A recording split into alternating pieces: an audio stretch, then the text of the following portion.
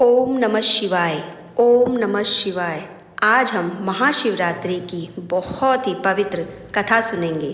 प्राचीन समय में एक नरक्षस बहेलिया था जो नित्य प्रति अनगिनत जीवों को मारकर खाता था और अपने परिवार का पालन पोषण करता था। एक बार पूरे जंगल में विचरण करने पर भी उसे कोई भी शावक न मिला और उसे कोई भी शिकार न मिला, तो वो एक तालाब के पास किनारे पर रहने लगा। उसी स्थान पर एक बेल वृक्ष के नीचे शिवलिंग स्थापित था।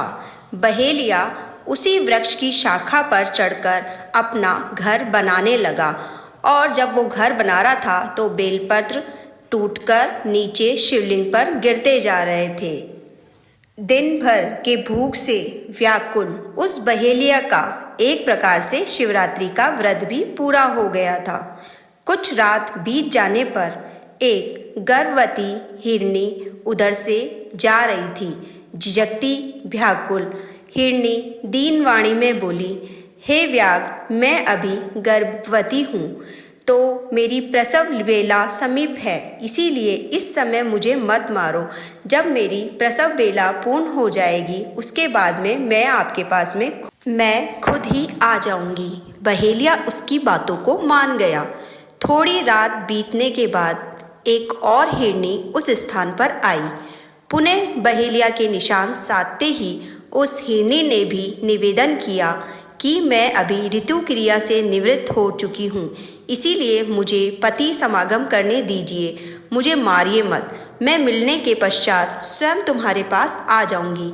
बहेलिया ने उसकी भी बात को मान लिया और उसे छोड़ दिया।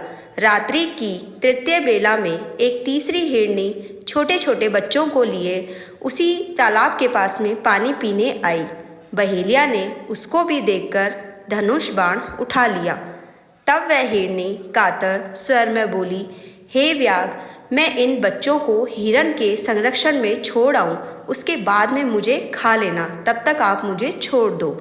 बहेलिया ने दीन वचने से प्रभावित होकर उसे भी छोड़ दिया।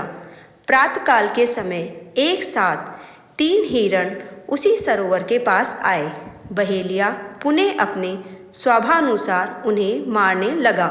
ये क्रिया देखते ही हिरण व्याग से प्रार्थना करने लगे, हे व्यागराज, मुझसे पूर्व आने वाली 3 हिरनियों को तुमने मारा है तो मुझे भी मारिए, अन्यथा अगर वह तुम्हारे द्वार छोड़ दी गई हो तो मुझे मिलकर आने पर मारना, मैं ही उनका सहचर हूँ।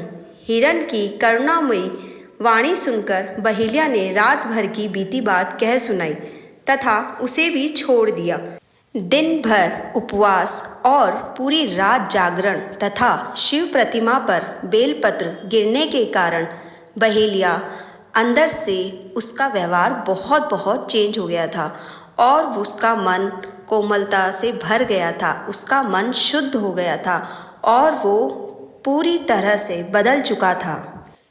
बहेलिया ने निश्चय कर लिया था कि कोई भी हिरण आए या हिरनियाँ आए, कोई भी आएगा, उसने उन्हें नहीं मारने का निश्चय कर लिया था।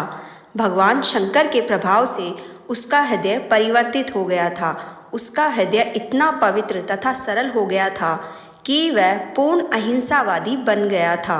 उधर हिरनियों से मिलने के पश्चात हिरण ने बहेलिया के पास आकर अपनी सत्यवादिता का परिचय दिया। वो हिरण हिरनी भी उनके पास में आ गए, पर उन्होंने उनसे मारने से मना कर दिया।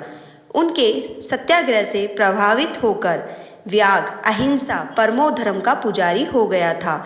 उसकी आँखों से आंसू छलक आए तथा उसने पुराने किए हुए कर्मों पर उसे पश्चाताप होने लगा कि ये कितने अच्छे हिरण और हिरनी हैं, ये कितने अच्छे जानवर होकर भी कितना समझते हैं कि इन्होंने अपना वादा पूरा किया। देवताओं ने इस बात की बहुत सराहना करी।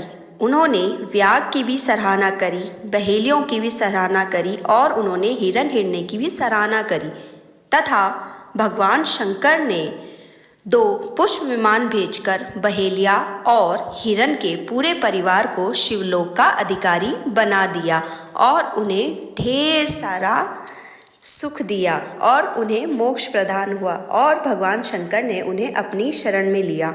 इसीलिए कहते हैं कि जो महाशिवरात्रि के दिन पूरी रात भजन करता है, कीर्तन करता है और शिव जी की उपासना करते हैं तो शिव जी उन्हें अपनी शरण में ले लेते हैं और उनके सारे कष्ट, उनके सारे पाप सब कुछ मिटा देते हैं। जय हो शिव शंभू भोलेनाथ की, जय हो शिव शंभू भोलेनाथ की।